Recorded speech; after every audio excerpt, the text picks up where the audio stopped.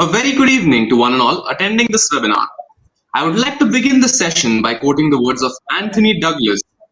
Animals should not require our permission to live on Earth. Animals were given the right to be here long before we arrived. With the rising incidents of violence against animals, animal rights activists and various other organizations around the world have drawn attention towards the rights of animals and safeguarding their interests. Having said that, we are privileged to welcome you all to this 32nd edition of the webinar organized by Law Essentials on an overview of animal protection laws in India. We have with us today Mr. Udaya Simha NG.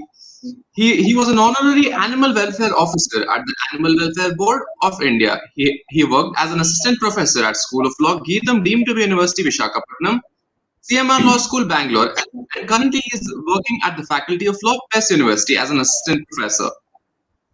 Having experience in the field of teaching law for about 9 years, also an animal activist having experience traveling across India, spreading awareness about animal protection laws of India, we are glad to have you as the speaker for today, sir. I would like to extend a very warm welcome to you.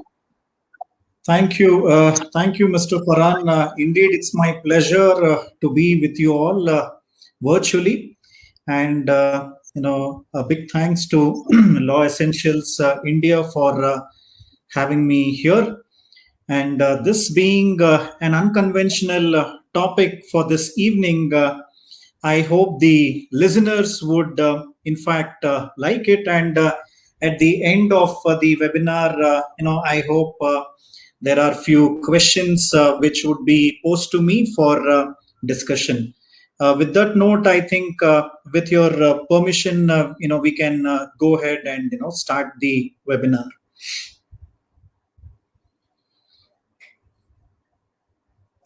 Yes, so we can start off with the session. I would request you to switch over to the presentation. Sure. Thank you.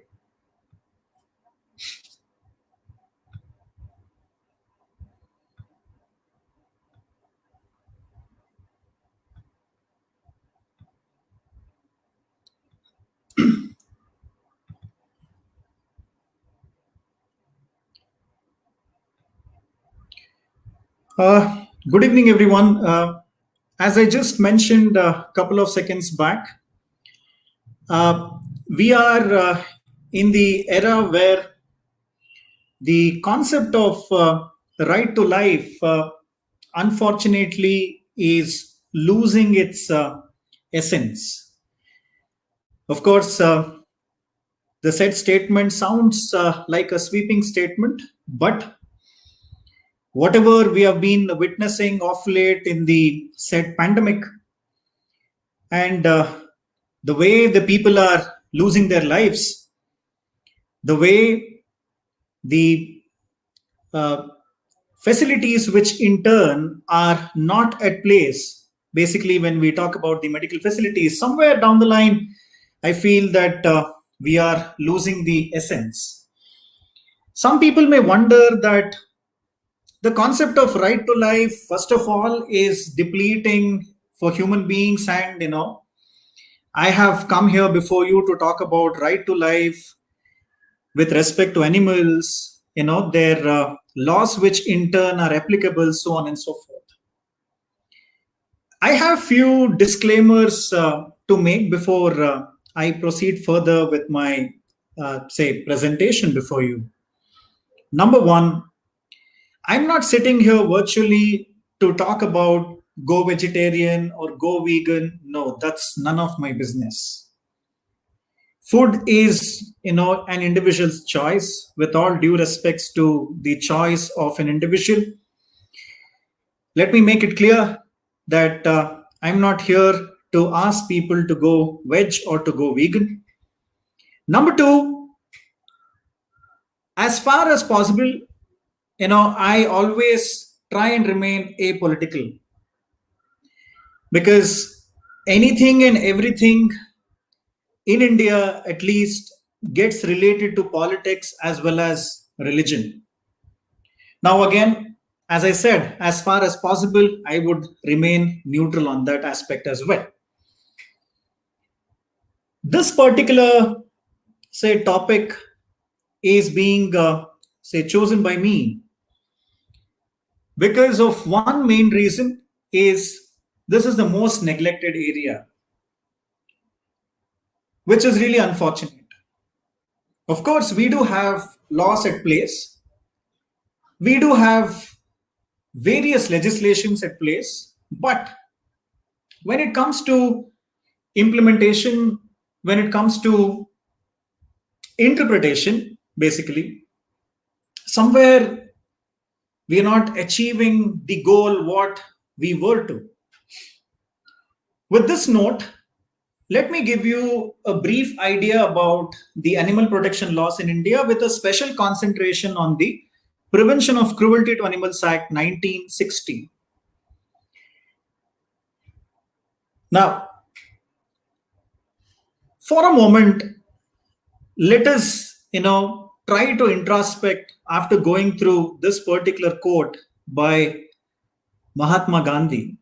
He says, "The greatness of a nation and its moral progress can be judged by the way its animals are treated. I hold that the more helpless a creature, the more entitled is to the protection by man from the cruelty of humankind." Dear listeners, we talk about globalization, we talk about urbanization, we talk about modernization, digitalization, and whatnot. Have we ever thought about the moral progress? It's easy for me to ask this particular question. It's easy for me to start assuming certain things, but at times I do ask myself that have I ever thought something about the moral progress with respect to the said quote by Mahatma Gandhi? India is one of the nations where certain animals are worshipped. That means to say, we have gone to an extent of considering an animal equivalent to God. For some people, it sounds good. For some people, it sounds baseless. For some people, it may sound cliche. I'll not be getting into what I feel or why do I feel that way. Down the line, couple of minutes, I'm pretty sure that you will be in a better position to relate the said code to whatever I have discussed. And I can assure you one thing at the end of the said webinar, that it's high time that we got to do something. Something for what? For who? For the overall betterment of animals at the end of the day. Let me give you a gist of the animal protection laws, a table basically. The Constitution of India, which we consider it to be as mother of all statutes. The Indian Penal Code 1860, of course, talks about certain provisions pertaining to animal cruelty. The Code of Criminal Procedure 73. The PC Act 1960, wherein I would be concentrating upon. The Wildlife Protection Act 72, Police Acts, Municipal Corporation Acts, Cow Slaughter Prevention, Animal Sacrifice Prohibition. The last two acts basically are sensitive by nature. Dear listeners, my job is to hereby sensitize people rather than creating a sensation. That's what I believe in. I can easily create, sensation with respect to cow slaughter, prevention, with respect to animal sacrifice prohibition by bringing in religion into picture. But that's not my intention, basically. My intention is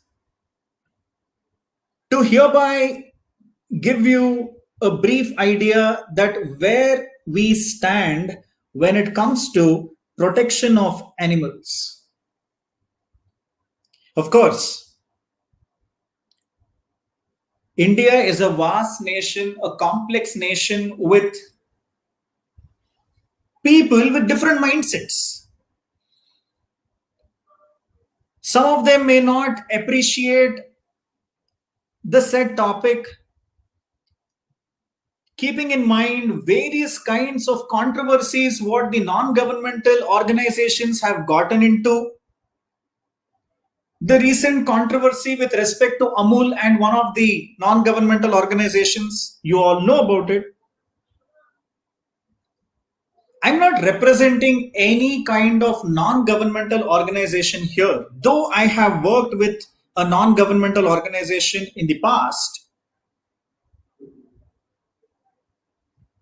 So, considering the fact that here is a exhaustive list where directly or indirectly there are provisions which in turn are related to the animal protection laws, but still we are lagging behind. What might be the issue? Is it because of lack of willpower to implement these laws, or we have better issues, better problem to talk about rather than breaking our heads with respect to animal protection? It's $1 million question. If you were to ask me, do I have an answer to the questions what I'm trying to pose virtually before you this evening, I concede my defeat and I would say that, sorry, I don't have an answer. But it's not an exaggeration when I say that we are lagging behind. And to defend my statement, I have certain, say, cases to discuss with you. Certain incidents which in turn made us realize, where are we heading towards? Are we living in the same land where Mahatma Gandhi says, the moral progress can be judged on the way its animals are treated, by the way its animals are treated? We will try and find an answer maybe in a couple of minutes. Maybe not as well. At the end of the said webinar, there might be few questions which may go unanswered and which you may feel that, okay, this is a convincing answer at the end of the day for the question whatever has been posed. This particular question always makes me think 100 times, and there is a reason behind it. 100 times think about what? Think about, okay, do they actually have right to life under the larger ambit of Article 21 of the Constitution? Or if at all, if this particular question what I have posted here, does it actually make sense, or is it way too nonsensical? For people who may feel that, okay, this is way too nonsensical, appreciate it. For people who may think that, okay, yes, this particular question which says, do animals have a right under Article 21? At least I personally feel that yes, up to an extent. You just can't equate with respect to an animal and a human being. But somewhere we are in a position to draw an inference with respect to right to life being associated with that of animals. We'll talk about it.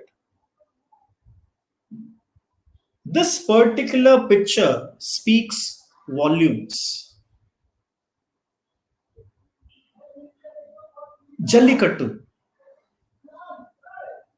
When I hear the term Jallikattu, I relate state of Tamil Nadu. When I hear the term Jallikattu, I relate state of Karnataka with a similar kind of a tradition called as Kambla. Dear listeners, there was a huge political drama which in turn happened. Of course, I do remember the statement what I made that I would be apolitical, but I'll stick on to it. I'll not be taking any names of the political leaders nor the political parties to be neutral.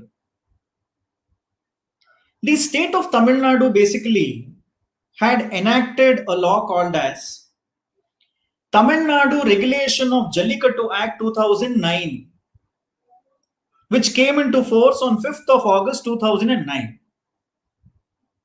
And of course, the state of Tamil Nadu also amended the Prevention of Cruelty to Animals Act 1960, which falls under the concurrent list, under item number 17. Jallikattu basically is a mixture of tradition as well as a sport. Of course, I being one of the animal activists, right from my college days when I started pursuing my law in 2005, I would never ever call this as a sport. If you were to ask me, okay, will I agree this as a tradition or a customary practices? Yes, I do agree with that.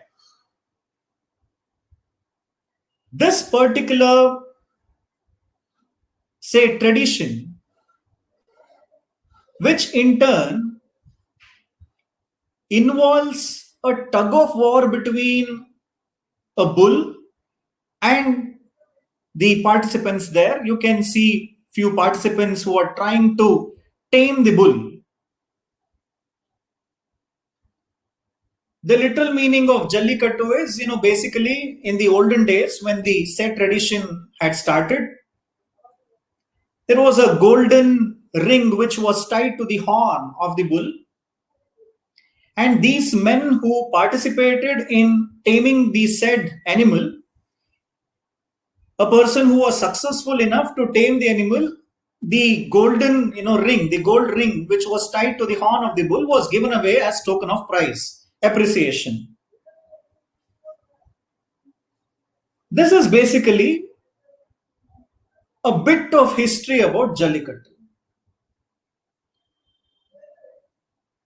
Now, why am I talking about Jallikattu? How is this even associated with today's topic? And how is it even associated with my previous slide where I had posed a question? Here it is again. Do animals have a right under Article 21? Animal Welfare Board of India versus A. Nagaraja. 2014 7 Supreme Court cases 547. Before we get into the observations which were made by the Honorable Supreme Court in the said case, let me narrate what exactly happened. How did this particular case all of a sudden, cropped up from nowhere? This is not a case which we are talking about, a 100-year-old case or a 200-year-old case. This is a recent case about, say, 7 to 8 years back. An artist by profession. What kind of an artist? Basically he was into sketching. Who wanted to witness the tradition cum sport called as Jallikattu. Now, he was one amongst those hundreds and thousands of spectators who in turn were waiting to witness this particular tradition. Basically, it is known tradition during the time of Pongal instead of Tamil Nadu. So he was seated with other audiences in the gallery, and the tradition started. The bulls started running. The participants tried to tame the bulls. One of the bulls basically jumped the barricade and straight away landed on this person. Imagine a bull which roughly weighs about, say, 550 kilograms to 750 kilograms. If it lands on a human being, what is the end result? Death. That's what happened. The petitioner approaches the court of law and says that what is happening in the name of tradition or sports? This is sheer cruelty, which in turn is dangerous for the animals as well as humans. Do we have to allow these kinds of things to reoccur over and again in the name of tradition, customary practices, or even sports? A valid question indeed. Now, obviously, for any customary practices, whatever is being followed from ages together, it is not that easy to wash away overnight. No. Because it leads to hurting the sentiments of the people. Now, the ball was in the court, and the court wanted to know that what exactly happens in this particular tradition. Why did the said bull, jump the barricade and straight away landed on the audience there?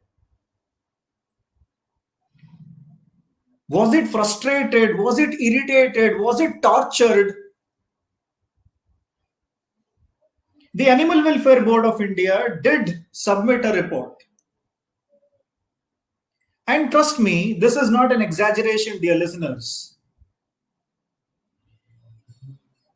When we talk about the way these animals were treated by few of the organizers, in order to make the bull furious, fast, they used to indulge in certain activities which was way too cruel.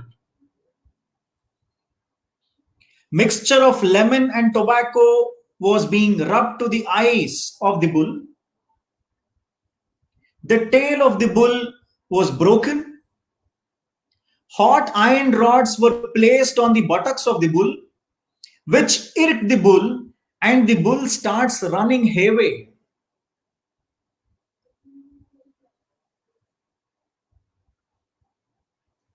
The concept of Bahubali is good to see on the big cinema, not in the real life, where any human being in that matter is not capable to hereby handle such fast and furious bull which weighs about 600 or 700 kilograms on earth. And the result of being irked or result of the frustration, what is the root cause? The root cause was none other than the cruelty which in turn was meted out against these animals.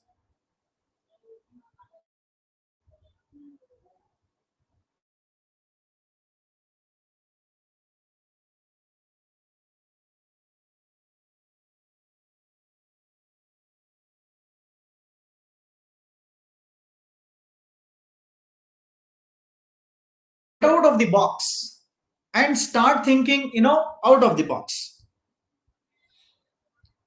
Now, how did the Honorable Supreme Court start thinking out of the box?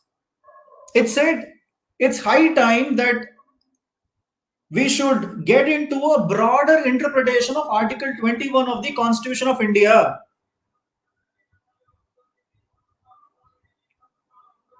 It says, right to life includes animals. Every species has a right to life and security. And when we talk about the concept of life, life has been given an expanded definition, and any disturbance from the basic environment. Further, this particular slide I request my listeners to concentrate on. When we talk about the concept of life, the Honorable Court went an extra mile and said, life with respect to animals is something more than a mere survival or existence or instrumental value for human beings, but to lead a life with some intrinsic worth, honor, and dignity. This is where I would like you to concentrate upon. Intrinsic worth, honor, dignity. Dear listeners, I have 3 cases to discuss with you this evening, which after discussing the said 3 cases, I am pretty sure that the concept of intrinsic worth, honor, dignity with respect to animals in India is a mirage.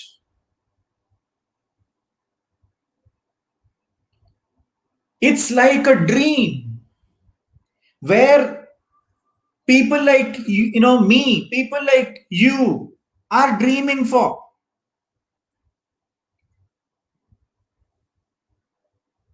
Now, what kind of intrinsic worth am I hereby talking about? What kind of honor or dignity I'm hereby talking about?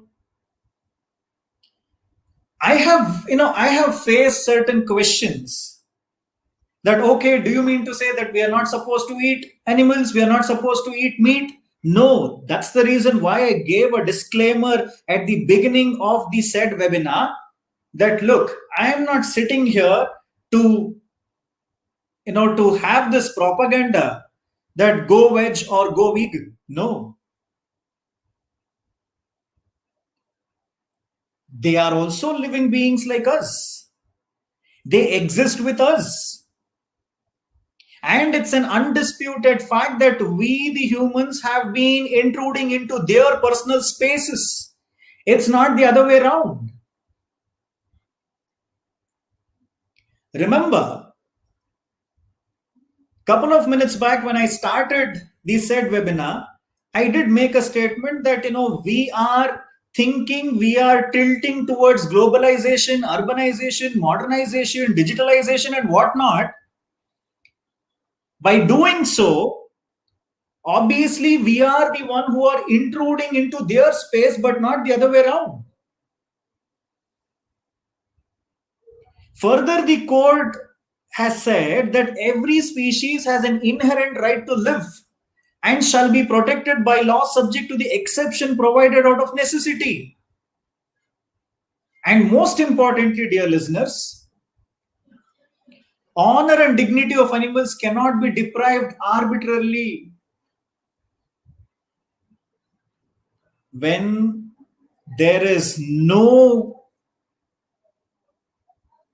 even a bit of compassion, what we find in few of the cases, what more can we expect from those people who in turn are not sensitive enough? They do act arbitrarily. And again, this might sound as a sweeping statement, which in turn is being made. But for every sweeping statements, what I'm making this evening before you virtually, I have certain consolidated arguments or defenses, which I would like to place it before you in a couple of minutes.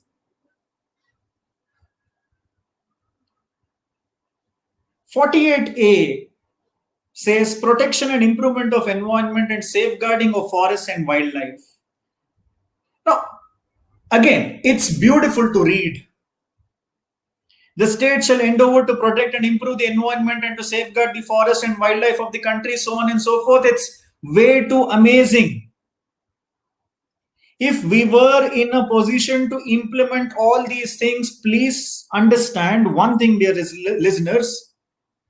We wouldn't have witnessed n number of MC Mehta cases before the court of law.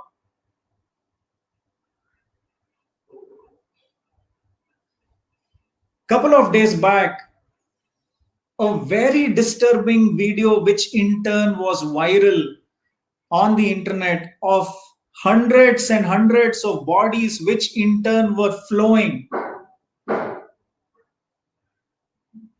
On one hand, we are talking about human rights. On the other hand, we are also talking about the environmental pollution. Is this what we are trying to prove with respect to Article 48A? Is this accepted by any chance? Any person with normal intelligence who is prudent enough will say that, look, we are not going the right, into the right path, which we are supposed to.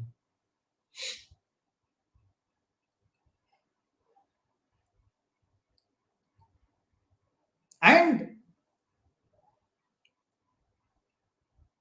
most of us, I'm not generalizing, but most of us, not every one of us, but most of us, we tend to bother about our fundamental rights, but we tend to have a laid back attitude when it comes to fundamental duties, wherein you can count me in as well. Now, what does Article 51A clause small g says? It shall be the duty of every citizen of India to protect and improve the natural environment, including forests, lakes, rivers, and wildlife, and to have compassion for living creatures. Compassion for living creatures. This is what I would like you all to concentrate on. At least let us cultivate that kind of habit where we tend to be compassionate enough and not to be so rude or bad towards the other living creatures, which in turn it is our fundamental duty. For whose good? For what joy? For our own good. Because we are all social animals. If we have to survive, obviously we need to concentrate on both flora and fauna, which in turn we might have learned it in our primary school. Nothing, rocket science at the end of the day, for us not to understand the seriousness of the said article. But are we doing enough?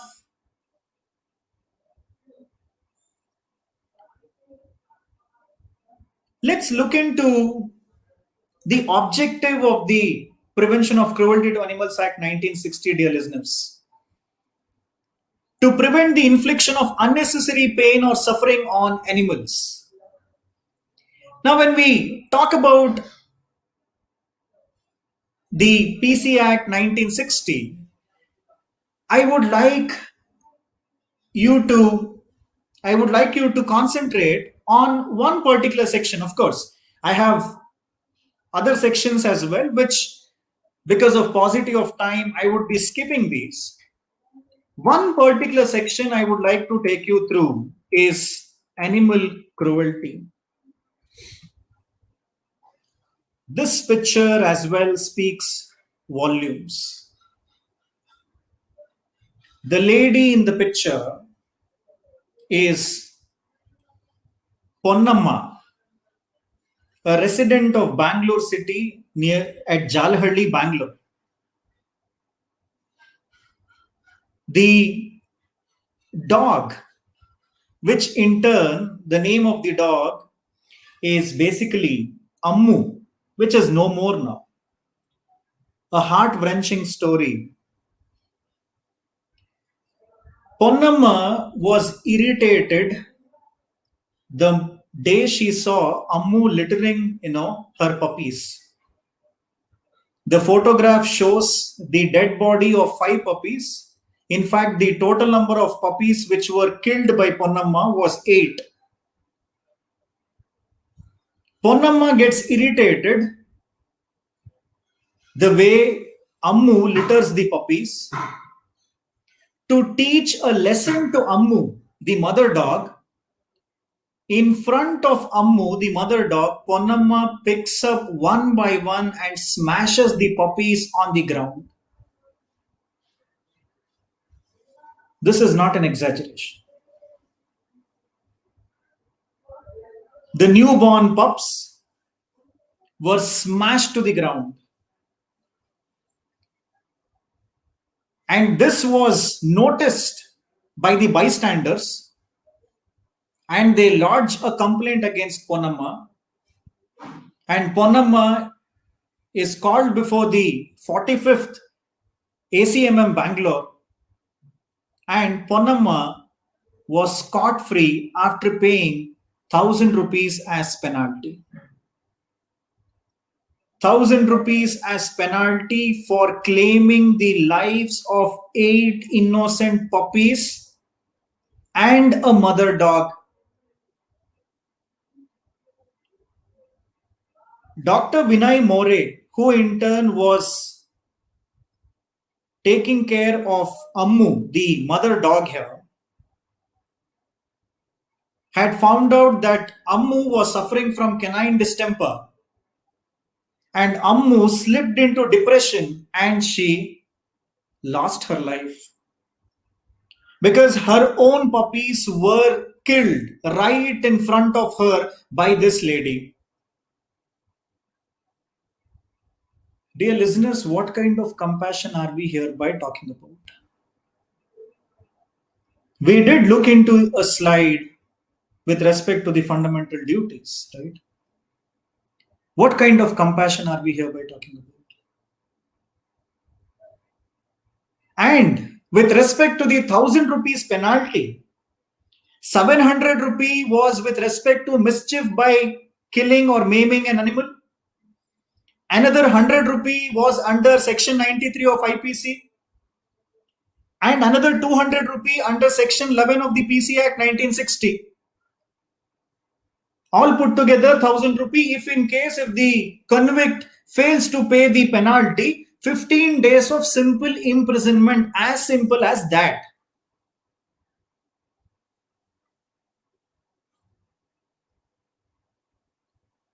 What kind of a law do we have?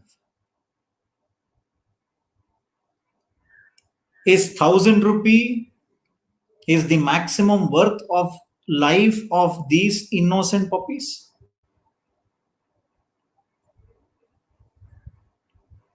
And the reason behind it is irritation looking at the mother dog littering the puppies. I do come across arguments from way too many people that there are hundreds of dog bites cases. Dogs, they do attack children, they bite. I agree. I totally agree. That's the reason why we have the animal birth control program, which in turn is being successfully done by every corporation. Wherein once the ABC or the animal birth control dog rules is hereby, say, taken care, the dogs which in turn are ferocious, they tend to cool down. But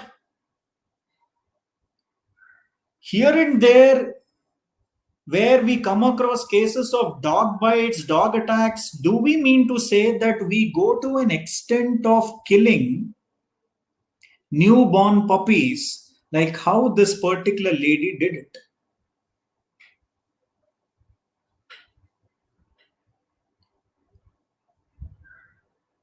For anybody whoever they are, when they see this picture, they would melt down. I might have presented these slides n number of times.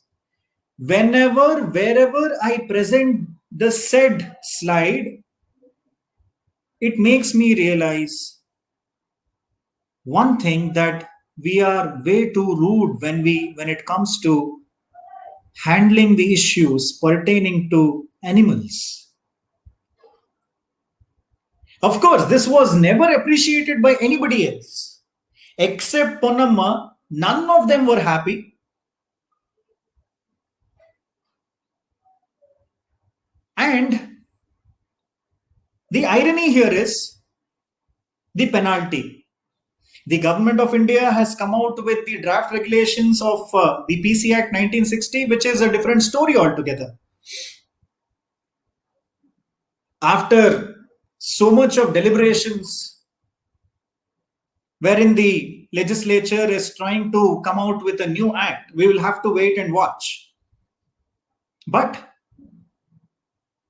when we consider these kinds of cases, it's way too disturbing.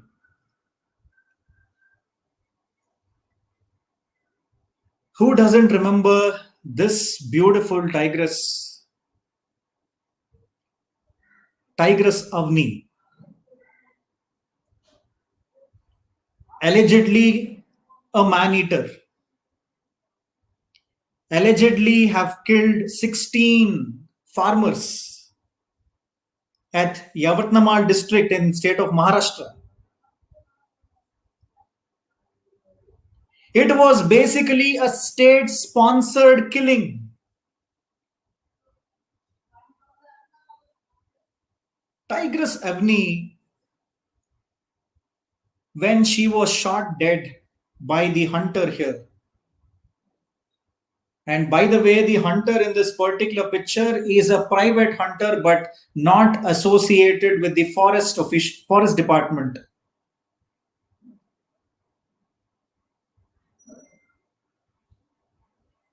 It was alleged that the said tigress was not a man-eater, as claimed by the others. When the post-mortem was conducted, there were no human remains which was found in the stomach of the tigress. And the end result, after killing the tigress, the said shooter was gifted with a silver tigress. Look at the irony here, dear listeners. You kill a precious animal like tiger, and you gift a person who killed the said tiger with a silver tiger, a memento. What kind of compassion are we hereby talking about? What kind of fundamental duties are we hereby talking about?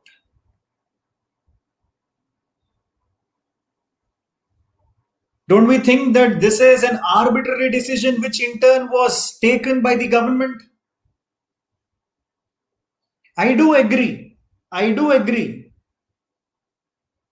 When we talk about intruding into their personal space, they tend to get irritated, they do attack. But what was the necessity to shoot it down?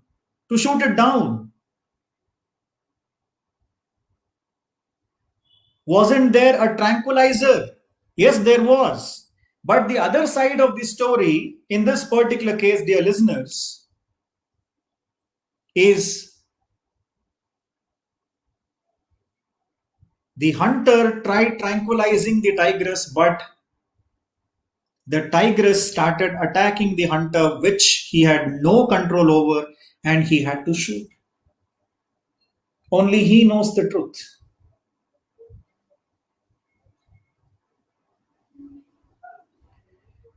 Shaktiman, the police horse. Shaktiman with the prosthetics limb, where you can see it on the picture, lost its life to an unruly politician who in turn takes a stick and starts beating Shaktiman, black and blue.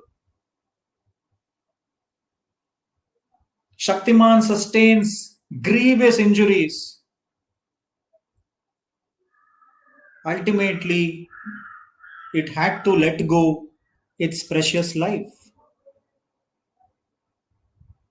There were protests which in turn took place. People held placards.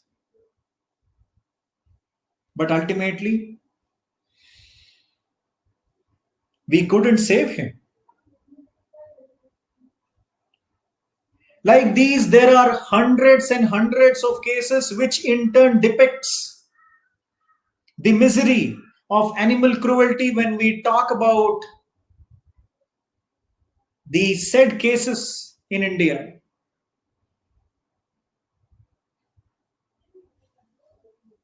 For a moment, before I come to section 11, I would like to get back to AWBI versus Nagaraja with respect to Jallikattu, which I made a reference. In this particular case, there was a ban on Jallikattu. Of course, there was a huge uproar in state of Tamil Nadu with respect to the ban which was imposed by the Honorable Supreme Court of India, and the then Chief Minister had to pass an ordinance. They went to an extent of saying that the Tamil Nadu Jallikattu Regulation Act 2009, what I mentioned, was unconstitutional. This was held by the Honorable Supreme Court. But the state government of Tamil Nadu was not happy because it was a question of their pride. Why so much of pride? Because we are talking about those thousands and thousands of people who were following this particular tradition from ages together. Obviously, you have to please them. Dear listeners, people who are from Tamil Nadu, especially from Chennai, you should be knowing it. The entire stretch of Marina Beach were filled with protesters who were for Jallikattu and who were against Jallikattu, both. As this particular item falls under the concurrent list, the state of Tamil Nadu amended it. And the said matter is before the constitutional bench now. The matter is sub judice before the court of law. Section 11. Treating animals cruelly. If any person beats, kicks, overrides, overloads, tortures, willfully administers any injurious drug, employs in any work or labor, conveys or carry in upon, confining any animals in an unscientific manner, chaining any animal, abandoning animal, leaving an animal to die on the streets, all these things do fall under the ambit of cruelty at the end of the day. Farhan, may I ask how many more minutes do I have?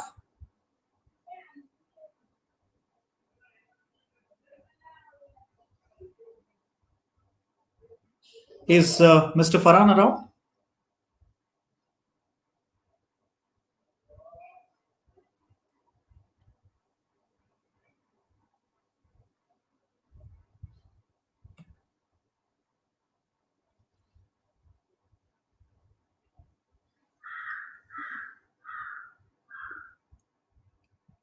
Farhan, am I audible?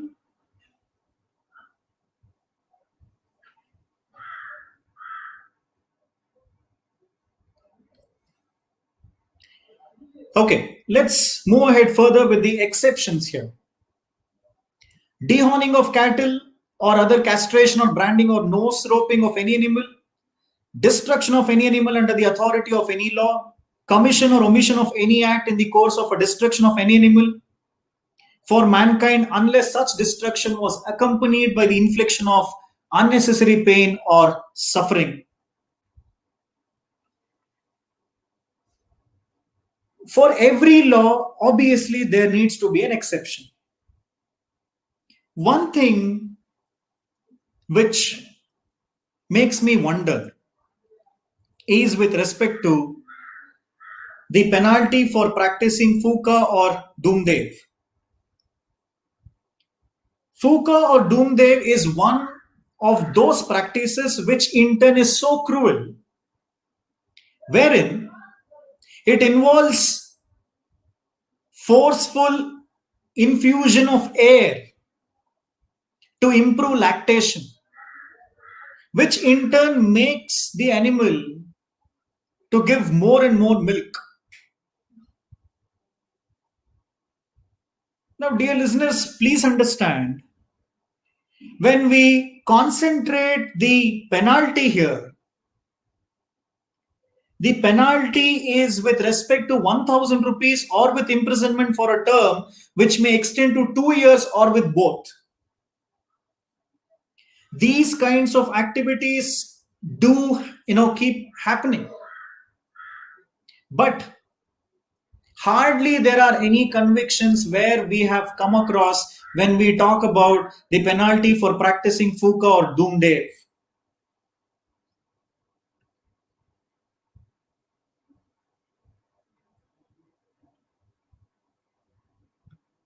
Am I audible?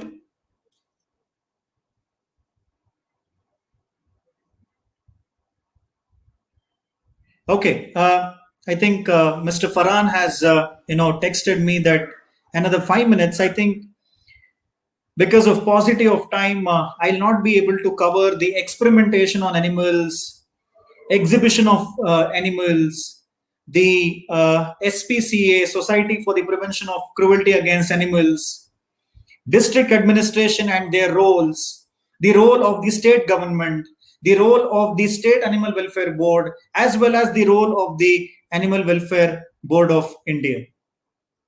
So it's a sincere request from the listeners. If you have any question, you're most welcome to ask me.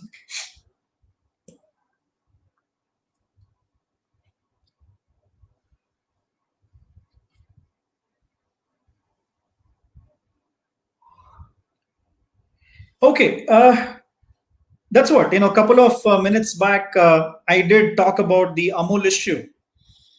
Now, if you were to ask me what's my opinion on the prevention of people for ethical treatment of animals versus Amul,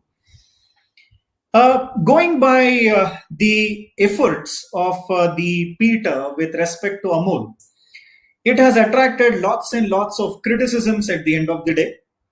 And of course, when we talk about Amul, let us not forget, with respect to the wide revolution, what Amul has, given to this particular society.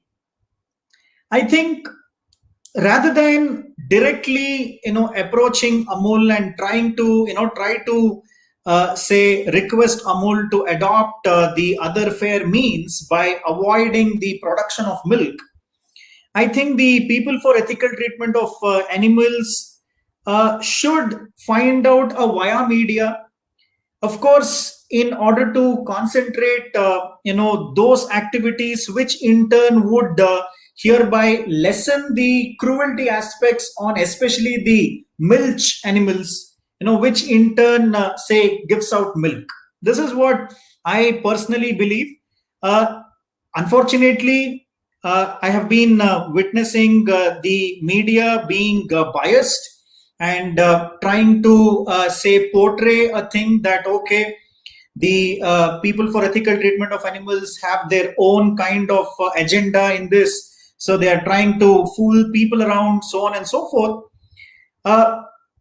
Personally speaking, I think, they should find out a different via media to, to achieve their goals in lessening the cruelty aspects on animals.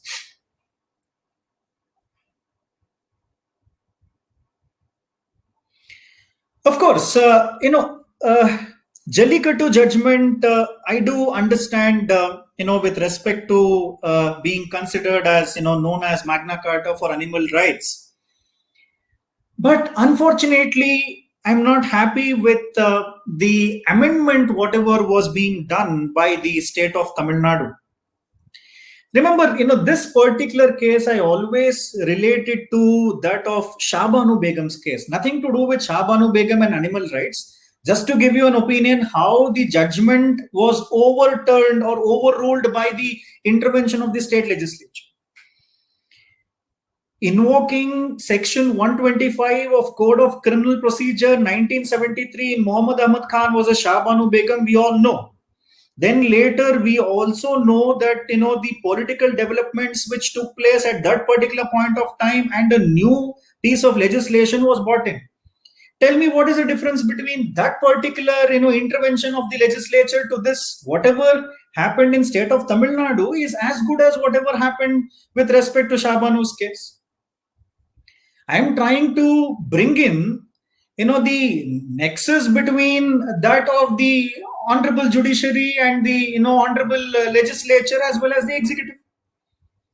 If we were to waive both the judgments there and the actions by the legislature wanted to showcase its power and say that, look, you might have come out with this particular noble judgment of yours, but ultimately we have the powers to overturn the judgment whatever you have pronounced at the end of the day. This is what I personally feel with respect to the AWBI versus A Nagaraja in 2014 judgment rendered by the Honorable Supreme Court.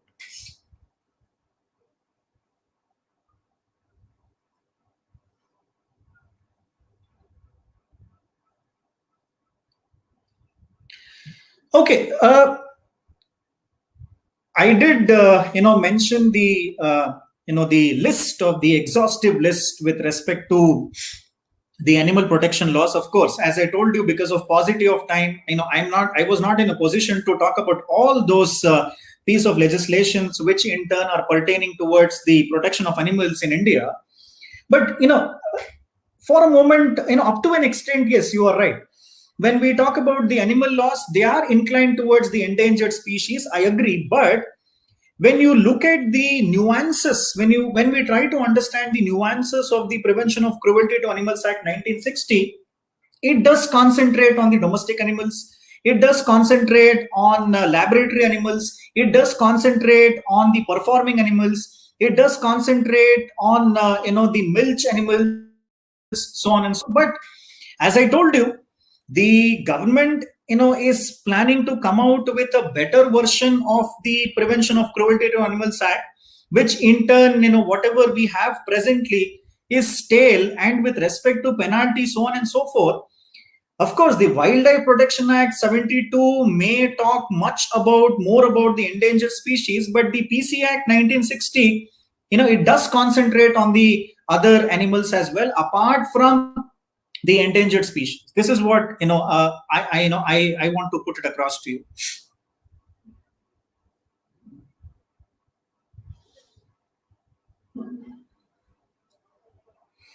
Yeah, in fact, there is a notification which in turn have been given by the Bar Council of India, that 100-mark paper but optional paper. This is what has been said. Unfortunately, few universities have adapted, have followed it. Few universities have not followed it.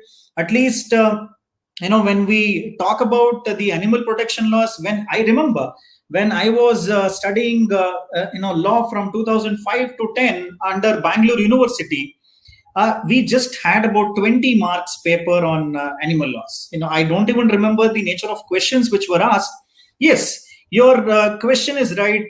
Including animal laws, which in turn is one of the unconventional laws, it opens the thinking process of young minds.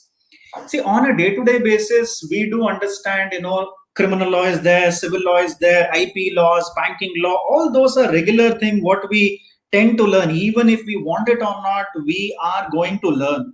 We the teachers, we are going to teach you. We are students of law. At the end of the day, we would be learning. But when it comes to unconventional and one of the most neglected areas in India with respect to animal laws, you're absolutely right. I second your thoughts that rather than making it optional, I would always suggest, I would always request the Bar Council of India to make it mandatory, so that a new dimension would open up in the young minds who have just entered into law as their profession or their course.